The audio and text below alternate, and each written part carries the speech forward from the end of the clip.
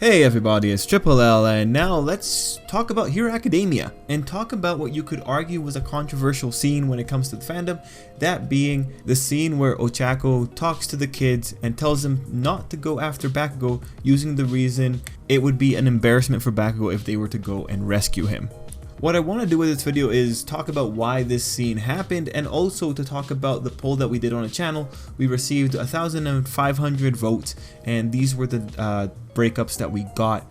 Truthfully, I was hoping that more people would say it was suspicious, but it turned out that the biggest fight was whether or not it was harsh or whether or not there was nothing wrong with it. After reading the comments, there were some patterns that popped up with the people that were saying that there was nothing wrong with it, and there were patterns that popped up with the people that were saying that it was harsh but fair.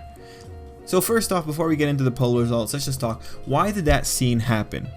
Not going into the context of the story and just talking about it from a narrative point of view, I truly believe the scene happened because the author wanted to tell the reader or the viewer a very simple message, that being, Ochako understands Bakugo more than the average person. And like, to some degree you could say Ochako understands Bakugo more than Izuku does, because of the way that Izuku idolizes Bakugo and the way that he sees him. Now, if you were to say that that's not a correct statement, you would be proven wrong, because the narrative tells you it is a correct statement. Why? Because when Bakugo gets saved, Izuku calls back to that statement that Ochako gave him. That was ultimately what the narrative was telling you. It set up the premise, the idea being Ochako has a different perspective on Bakugo, and then it fulfilled on that premise by showing she was right by associating her to what ultimately allows for a situation where Bakugo would be rescued. The critical thing here too was also that Izuku acknowledged this by letting Kirishima be the one that saves him, and when you have him analyzing Kirishima's relationship, that's ultimately a win for Ochako. Another reason in the narrative for why Ochako said this is because, well, Ochako is the only person in that situation who actually has the right and the history to actually utter that line. This line would not have worked from any other dissenter. And we know this is a fact because we know that the author gives Bakugo and Ochako extra special time. We know that there is that scene where Ochako is trying to figure out why Bakugo has his problems with Izuku. We know that they have that little thing with the fight. Overall, the author has written history for Bakugo and Ochako such that Ochako could act on it in this moment. In context, in the universe, why did Ochako say this? Well, one way to think about it is when you look at the situation, when you look at the reasonings of the dissenters, there's no reason for Ochako to reiterate any of the reasons that they have said. So her adding in this little extra bit is just pretty much like her adding seasoning to a dish, right? She didn't have to reiterate. Instead, she gave a new perspective, a perspective that focuses on the feelings of the rescuee. And as the narrative turns out, the narrative tells us that having this extra little detail in mind was ultimately the good move for the rescuers. And the way to justify this is you have to remember Bakugo's faults are that he is overly proud. Like, his pride will take him to places that he really shouldn't be going. But yeah, on the poll, I previously said that there were patterns that were showing up for the two different options.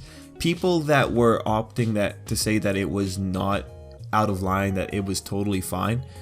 Those people tended to look at the practicality of the situation. They looked at how Ochako was dealing with the situation, and they ultimately were less emotionally hurt about the harshness. People that were picking harshness, however, were adding in extra things like Ochako was presumptuous, Ochako was overconfident, Ochako was out of line, how dare she say that. The most extreme cases would question whether or not Ochako was being heroic.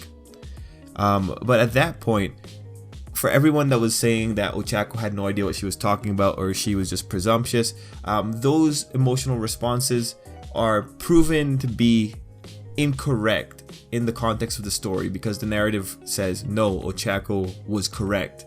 Her little quip, her little detail added to the solution. So at that point you ask, well, was it worth it to be emotionally responsive to the situation? Was it worth it to like get your emotions up on high? Was it worth it to get mad at Ochako? And at that point I would just say, don't worry about it. One thing that the author did when he added Kirishima saying that it was harsh, It was because he was hoping for emotional response. Readers and viewers are impacted by the things that they process, right?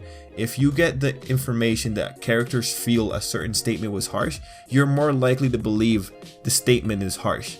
And so you're more likely to emotionally relate to the whole situation, right? So anyone that had emotional responses to the situation, don't worry about it. Like that, the whole scene was just designed for that. It's just that emotional responses that question Ochako's validity are ultimately the incorrect ones, because the narrative again proves you wrong. You know, just in other words, you can't say that Ochako doesn't know what she's talking about when the story says, no, this is totally what she's talking about. And I spoke of extreme cases, and the reason I brought this up is because there is a very popular Ochako Traitor Theory. It's a theory that gets linked to me anytime that people are talking about the Ochako Traitor Theory, and this piece of writing is honestly one of the most emotionally written pieces of writing that I've seen for Hero Academia.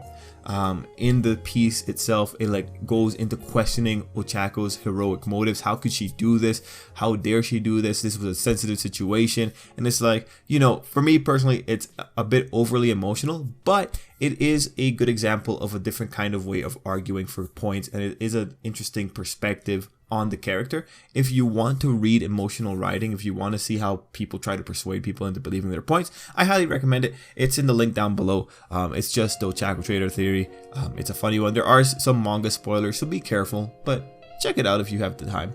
But anyway, guys, very quick video. I hope you enjoyed it. Just explaining a little bit of controversy. I was very happy with the poll results because it was really cool reading all your comments. So keep an eye out for more polls in the future. I love the content that we got. And yeah, till next time, I hope you have an absolutely great day.